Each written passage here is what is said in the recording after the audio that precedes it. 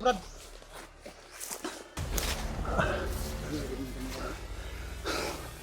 Oh.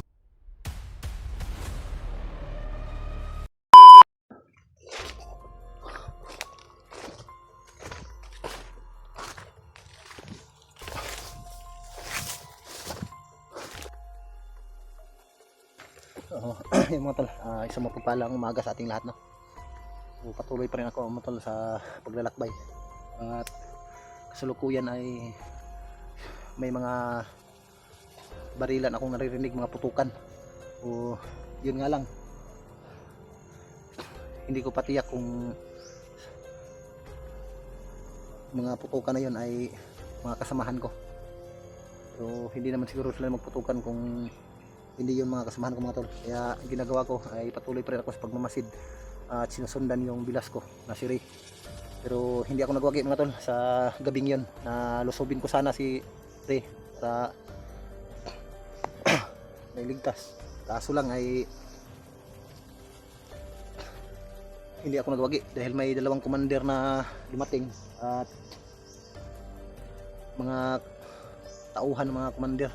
Kaya hindi ako nagtagumpay sa pagligtas ni Bilas. At sa ngayon ay hirap yung kalagayan ko ngayon, ay nawalang bisa yung agimat ko mga tol. Kapag mag-orasyon ako ay parang walang bisa. Napakalakas na ng mga bandido ngayon, yung mga kapangyarihan ng mga bandido. Hindi talaga tinatablan kaagad. Tuloy pa rin ako mga tol sa paglalakbay dito sa Kagubatan para hanapin kung saan yung location ni Remite. Dahil sa ngayon ay sigurado ako nasa critical na kalagayan si Remite. So gagawin ko pa rin ang lahat mga tol kahit mag-isa lang ako. Kahit walang bisa na yung agimat ko mga tol, ay patuloy ko pa rin hahanapin si Remite. So hindi ako aalis sa Kagubatang ito hanggat sa hindi ko makita si Remite. Tuloy tayo mga tol.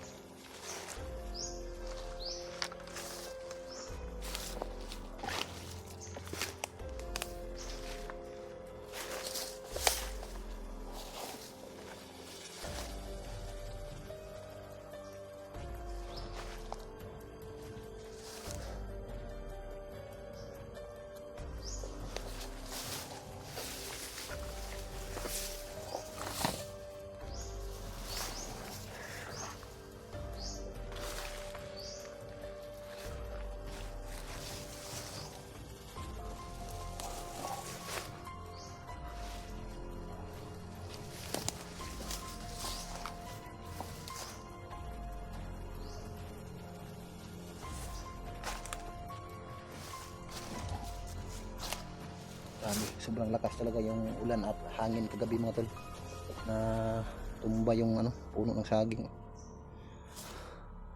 Buti na lang at maganda yung panahon ngayon, wala ng ulan.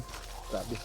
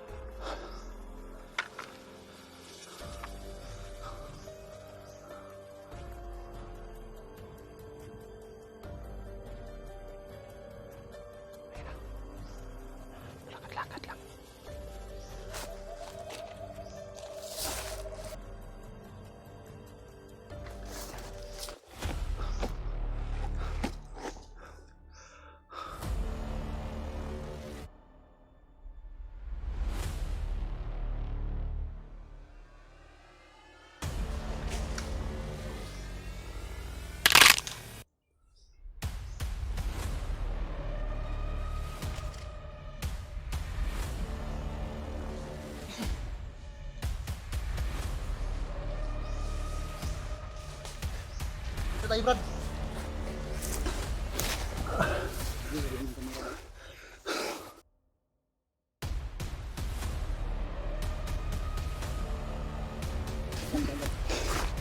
Buti na lang hindi mo ako pinutukan. Mahina na yung ano ko. Mahina na yung agimat ko ngayon. Dito tayo, dito tayo. Mga tol. Magandang pagkakataon ito mga tol. Na nagkatagpo kami ni Pidot Adventure. So kasamahan ko na vlogger, no. So first time lang namin nagkita ngayon. So habang ginagapang ko yung bandido, so naunahan ko lang siya. Siya sana yung papas lang sa bandido na nadaanan ko. Pakinggan ko lang yung usapan nila ba. So nadaanan din pala ni Pidot yung ano, yung mga bandido. Kaya ba yung usapan nila? So sa hindi inaasahang pagkakataon mga tol, na nagkatagpo kami ni Pidot, isang magiting din na mandirigma. Dahil ilang linggo na rin na naglalakad ako dito sa kagubatan. So salamat at nagkatagpo kami ni Pidot.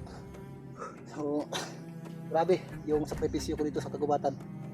Mga ilang linggo na rin. So bago ko natagpuan, nagtagpo kami dalawa ni Pidot. So sinadya siguro ng pagkakataon na magkita kami ni Pidot para din naman maalalayan ako ni Pidot mga tol, dahil sa ngayon ay nanghihina talaga yung agimat ko mga tol, na walang bisa yung agimat ko sa ngayon.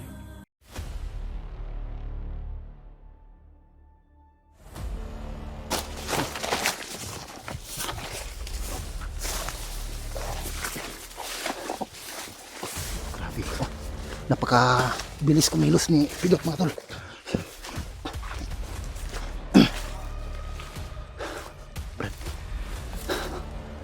Saan banda Brad? Ha?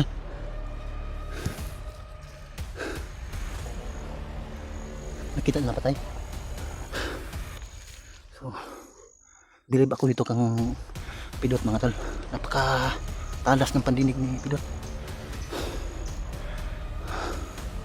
Buti na lang nakaalis kami kaagad doon.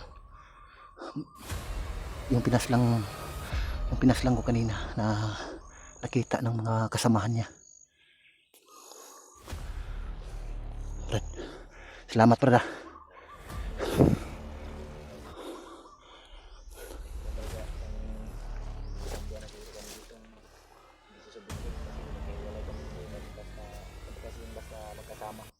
Naambos kayo?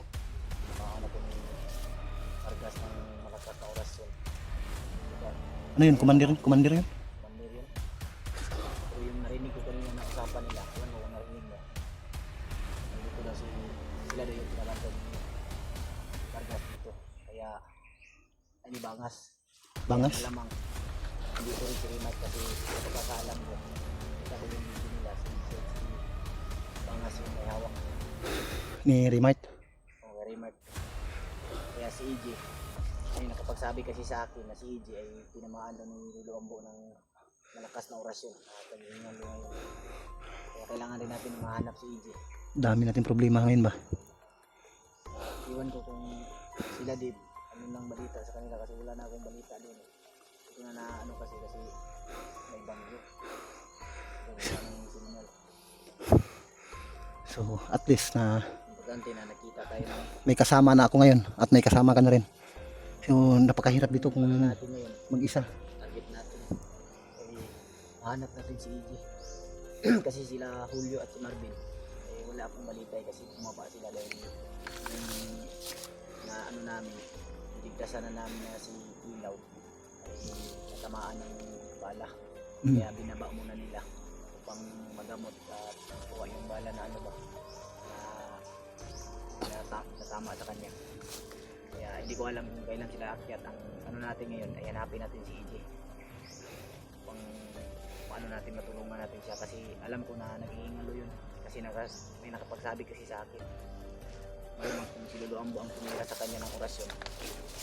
Lakas talaga. So buti na lang. So mga tol, laking pasasalamat ko rin kay Brad Pidot Sa pagkakataong ito ay laking tulong ito na nagkasagupa kami, nagkasalubong kami. Kita tayo. Nagulat lang ako kanina ba kasi bigla mong pinatay. Oh. Tingnan ko pa sana yung ano nila. Kung bigla tayong tumulputol. Hindi ko inaasahan yun. Hindi pa tayo nagkita. Kaya ano ako ba.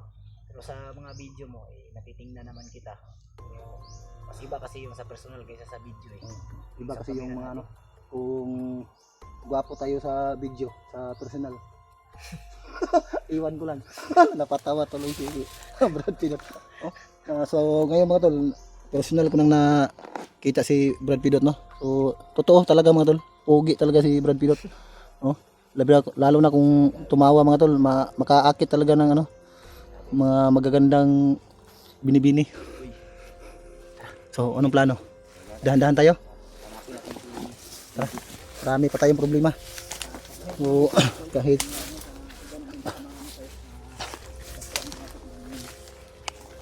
yung maganda remat no? oh,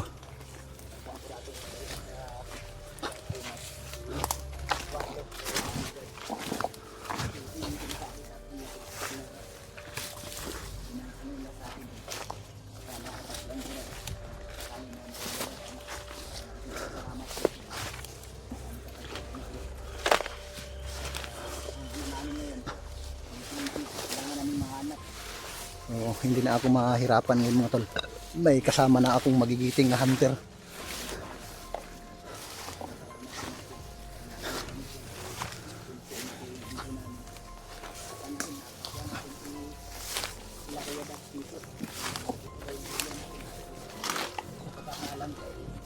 Malayo dito yun.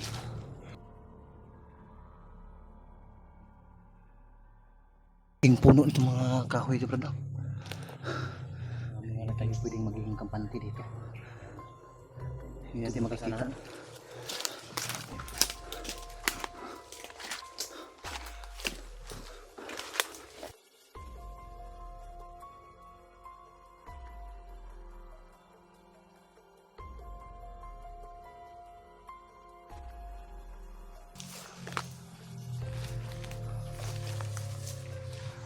Brad, baka may mga patibong, Brad, ha? Daming mga tinik dito, Brad.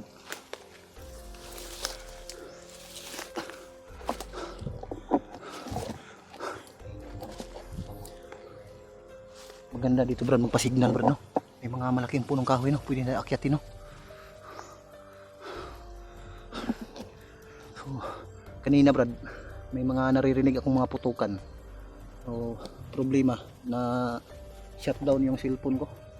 So, hindi pala na hindi ko na-charge kasi nasira na kasi yung ano ko. Yung power bank ko ba nasira na, nabasa ng ulan.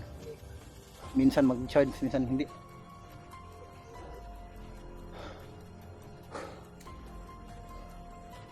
Ano ano yun na nasira na.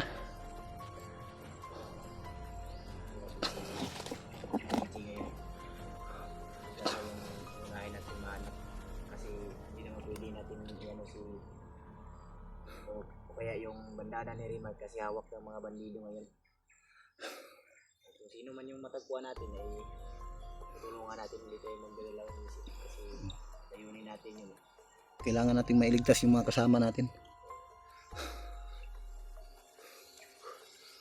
Ano, patuloy tayo? Back up mo lang ako, ha. Dahan-dahanan tayo.